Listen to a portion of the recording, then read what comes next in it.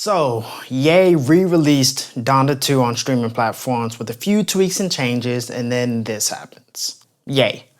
Free Maiden tried to charge me $3 million for these beats from people I showed how to make beats to.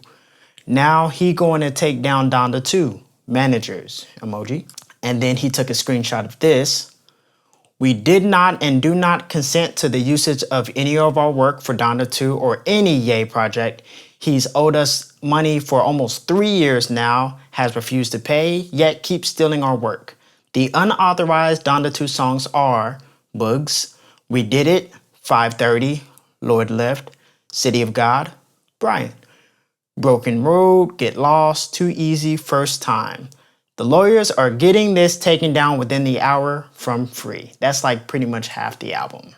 So technically, Donda 2 was released in February 2022 on the Stem Player device, which I actually have. But over the past few weeks, he's been on streams with Digital Nas, Nico, and Neon hinting at re-releasing it. I was pretty excited for this because I felt there were some hidden gems that got overlooked on Donda 2, particularly Too Easy, Broken Road, and Get Lost. It seems like it was one of Ye's last truly polished bodies of work, though unfinished, and it was one of the last projects that the legendary Mike Dean contributed to. And if I'm being completely objective, you can feel Mike Dean's absence in a lot of his recent work, just being real. So I had a little trouble finding the album on my Apple Music until realizing it was under the artist name Donda. According to a live stream with Ye, he actually planned on releasing Donda 2, then his album Cuck or WW3, we don't know the name officially yet, and then Bully. I actually originally planned on remaking the beat for Too Easy, which is my favorite production on Donda 2, and right when I was about to get started, I got that notification for that tweet.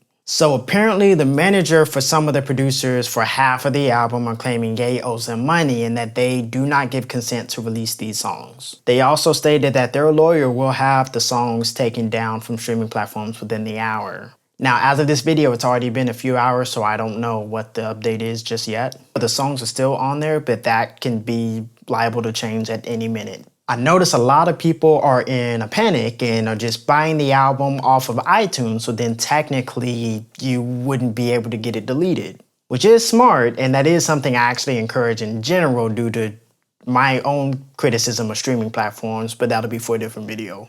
With all of this said though, I do have a few questions. So when the Stem Player came out, the same music was available on the Stem Player website. I mean, this is probably like 95% of that same album.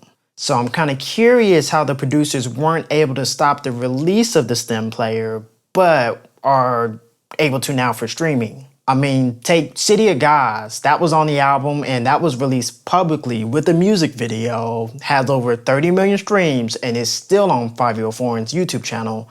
Yet that song was one of the ones on the list. Also, the producers and or manager claimed that they didn't get paid, which if that is true, that's messed up.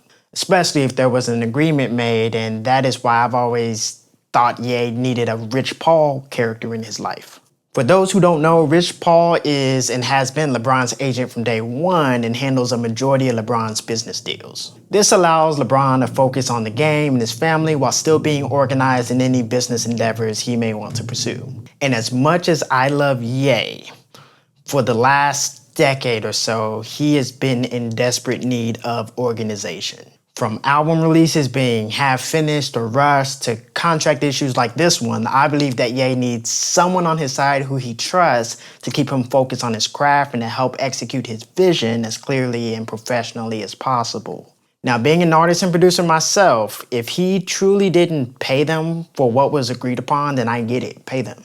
However, I do find the timing of this a little suspicious given the fact that some of these songs have been out for years and even released publicly with no hiccups. Ye claims that they are charging him $3 million for the production for those select songs on Donda 2, and I'm curious how they came to that number for an album that wasn't released outside of the Stem Player website.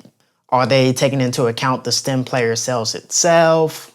Are they taking into account the ticket sales from the stadium listening parties? I don't know.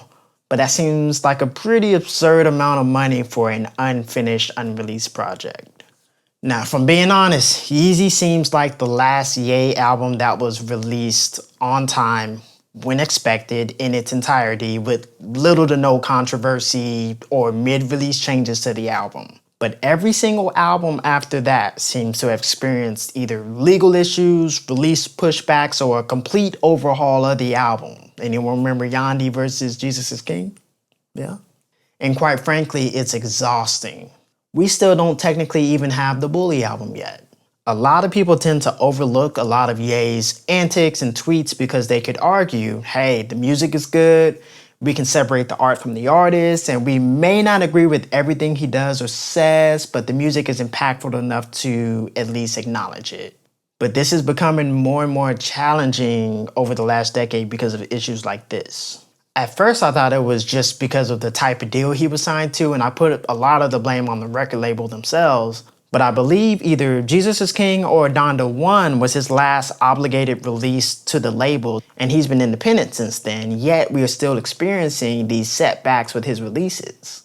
Don't get me wrong, Ye is not obligated to do a thing. He can release what he wants, when he wants, how he wants to, but he's always said he's looked up to individuals like Walt Disney, Steve Jobs, and Henry Ford. All of these people had structure in their companies without compromising their creativity, and this is what catapulted them outside of the stratosphere and made their companies household names and larger than life. I know this probably seems more like a rant than anything, but at the end of the day, if you haven't heard Donda 2 yet, listen to it while you can, because we don't know what the future of it entails. Leave a comment on if you've already heard Donda 2 when he first released it, or if this is your first time listening to it. Also, let me know what you think of it. Did you think that it was well done? Do you think it still sounds unfinished? Do you think it's some of his better work in more recent times? And let me know what beat you want me to remake from it, because I want to at least remake 1 or 2 beats from Donda 2. So just leave a comment on what songs you want me to remake, and I'll do what I do. Thank you guys for watching. Till next time, peace.